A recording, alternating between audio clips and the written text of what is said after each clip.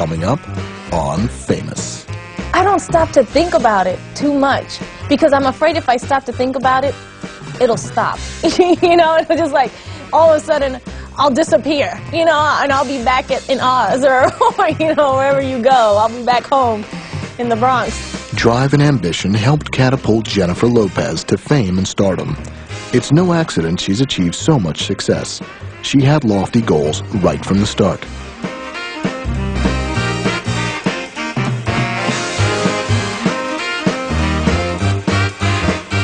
I expected her to spit fire, and she's sweet and fun and funny.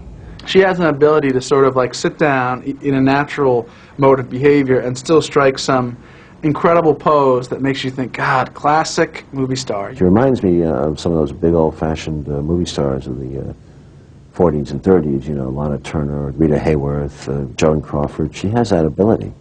She also got a nice butt, too.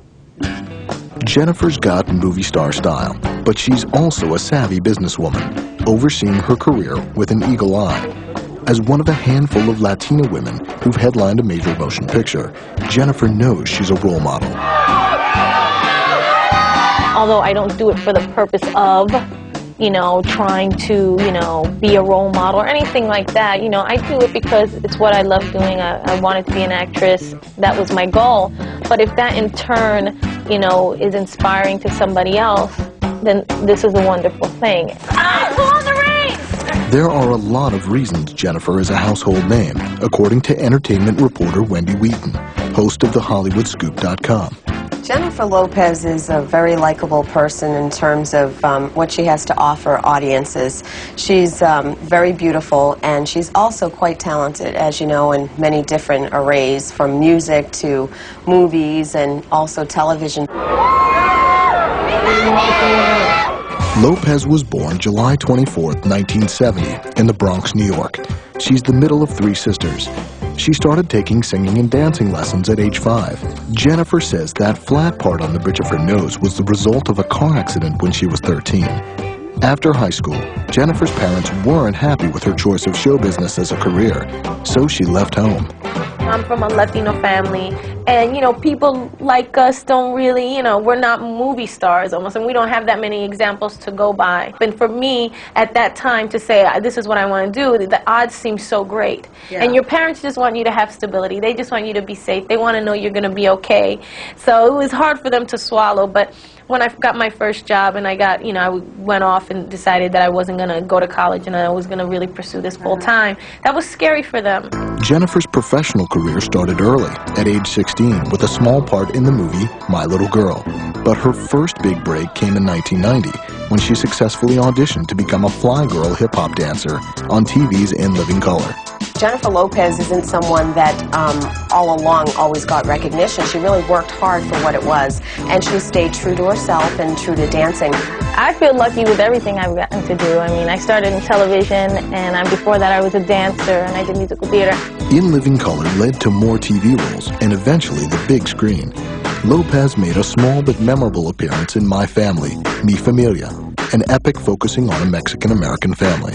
And action! Later in 1995, the producers of the Wesley Snipes Woody Harrelson movie Money Train were searching for an actress to play a tough, street-smart leading lady. Jennifer knew she fit the bill, but had to go through a lengthy audition process to get the role. It took forever to decide on this role, which is okay, I guess. The first time I went in for it was in September, and the role wasn't written yet, and the casting director was like, you know, there's this part in this movie, it's probably going to be Wesley and Woody. It was probably going to be. It wasn't even all set yet.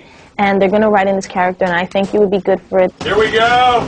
Auditions were complete by Christmas, and director Joseph Rubin asked her to get in top shape for the role. I'm athletic anyway. I'm an athlete. You know, I've been a runner and a dancer and all this stuff.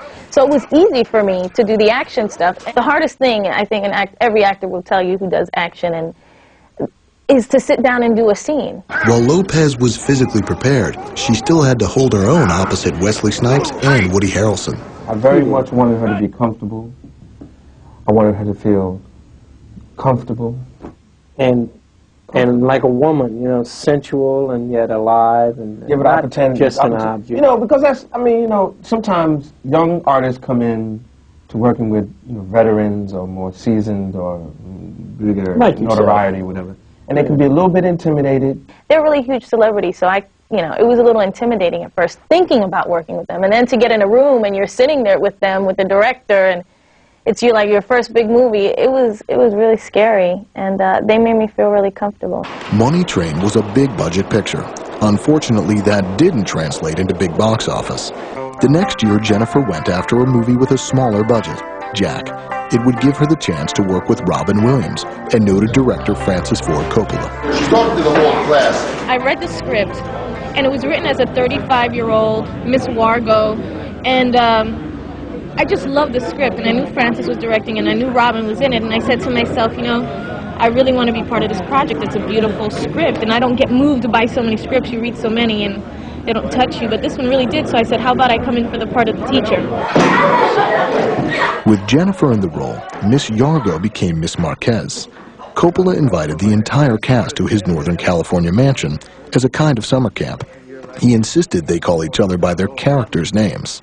Francis, from the beginning, established our relationships. We only knew each other by Miss Marquez, Jack. So, the first day I walked in, I was introduced as Miss Marquez. I began teaching class. They always saw me as Miss Marquez. I always saw Robin as Jack. I called him Jack until the day we wrapped. A more sensual part followed in Blood and Wine, a movie Jennifer wanted to make for one reason, Jack Nicholson. Well, he's a living legend, so it's very intimidating, and to get close to him, you don't know at first, okay, can I say this to him? Can I talk to him? Can I go up to him? And then after a while, it's just like, Jack, what's up? Working with Jack Nicholson and Robin Williams were both great opportunities. But as it turns out, Jennifer's breakthrough role came with no big names attached.